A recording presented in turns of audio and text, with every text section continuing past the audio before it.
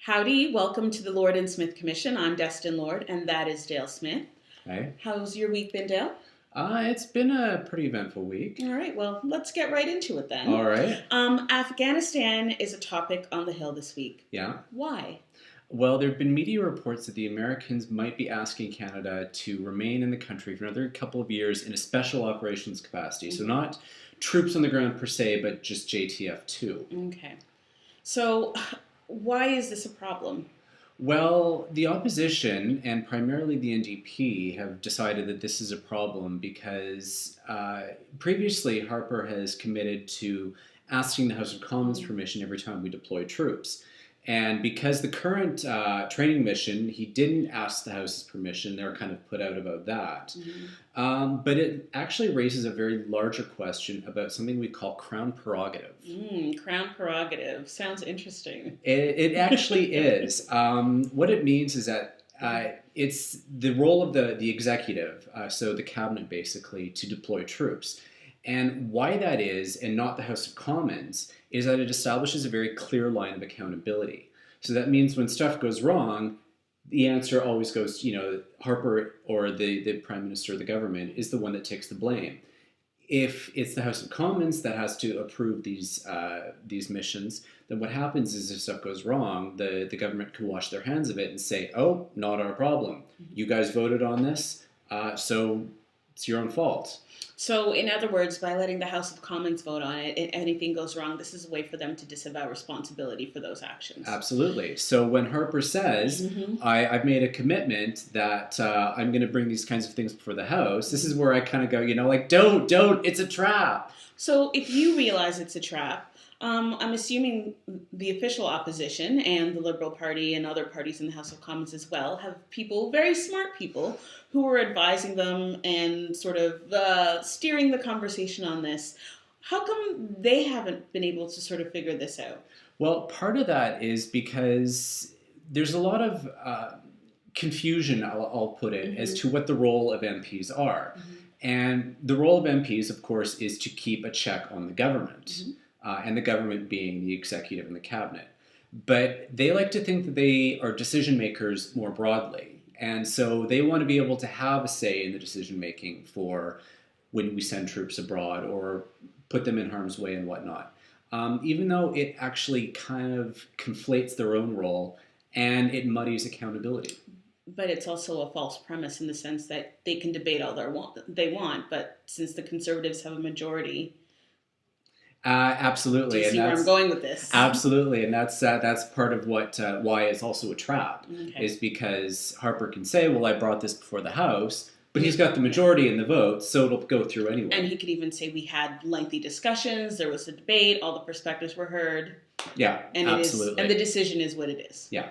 So this is one that we'll obviously have to wait and watch and see the outcome. If a request ever comes our way. Okay, and hopefully, they don't throw out the baby with the bathwater, as the saying goes. Yeah, absolutely. Okay. So the next issue I want to talk about is we have to talk about Alberta. Absolutely. You are an Albertan. I am an ex-Albertan. An ex-Albertan. Always an Albertan. You're not an ex-Albertan. You just don't live there anymore. So the Wild Rose Party did not win on Monday night. Shockingly. And I mean, we're saying it with a smile now, but I mean, on Tuesday morning, it was a bit of a surprise.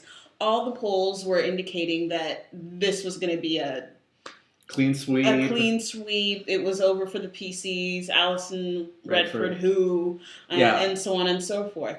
So what do you think happened there? Well, I think I was one of the few people who didn't count Alison Redford out, no matter the poll numbers, because the last election that happened under Ed Stelmach, he was also polling really low, and it looked like he was going to lose a substantial number of seats, possibly even be reduced to a minority, and he suddenly got an increased majority. And that kind of same thing happened again this time. Okay. And so understanding some of the electoral dynamics in Alberta, people seem to have forgotten the institutional inertia that the PC party there has. It's so well ingrained in people's minds that it's hard for them to conceive of voting for anyone else to a certain extent. I mean, there's just always been a PC in power. Yeah, and it's been 40 years that this dynasty's been going on, so it's hard for anything to really shake that, unless there's been something really awfully bad happening. But that said, there seemed to be a lot of shaking going on with the Wild Rose Party, who sort of campaigned on the idea that 40 years is too long, and there was a real need for change. So I guess really what I'm getting at is, what do you think happened between the idea of the polls, who asked people legitimately who they were going to vote for, and then the actual voting on the day of? I think part of it is what we call the bozo eruptions that happened within the Wild Rose Party, and the fact that Danielle Smith,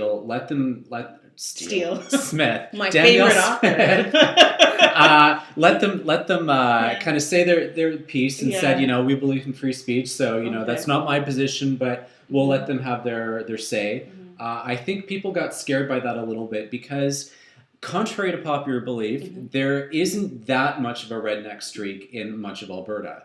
There is a Bible Belt there, mostly in the southern part of the province, which is where the Wild Rose picked up their support. But it's really not as strong as a lot of people, especially from the east, like to give it credit for. So they had that going for them, and so they kind of scared them off on that. The other thing I think people underestimated is the kind of effect of Alison Redford's new leadership as being the change that people were looking for. Part of what's been interesting about the dynamic of the Alberta PC party is that the party itself kind of reshapes itself with every new leader. So it was a very progressive Conservative party under Peter Lougheed. It was still fairly progressive under Don Getty, but under Ralph Klein, it kind of took on this populist, almost Reform Party kind of line. To a lot of it, because of the people who were controlling the party at the time.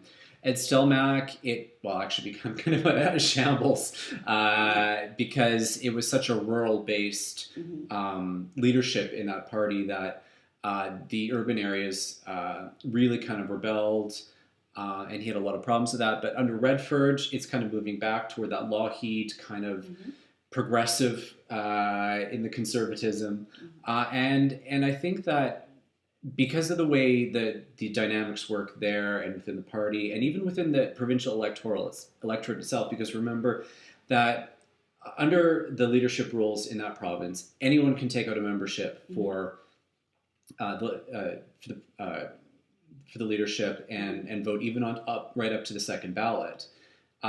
So it really has a much broader base, and it's like everyone's voting for premier at that point because you pay your $5, you get your ballot. So I think that particular change dynamic played into the notion that it may have been 40 years, but it's kind of been renewed or being renewed. Fresh new face. And there was a lot of changeover in the caucus as well this time. A lot of people weren't running again. So there's still a lot of new faces that are coming in. So how much of this do you think is just the fact that, the national media may have ran with the polling story?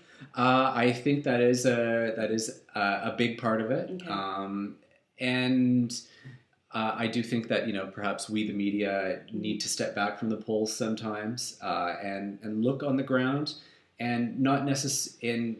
There was some of that going on, but I don't know if they were necessarily looking on the ground in all the right places. Okay, and that's a fair point, and that's the point that we'll end on for tonight. All right. So see you soon, and we'll be back talking about the hot political issues of the day. Take care. Thanks.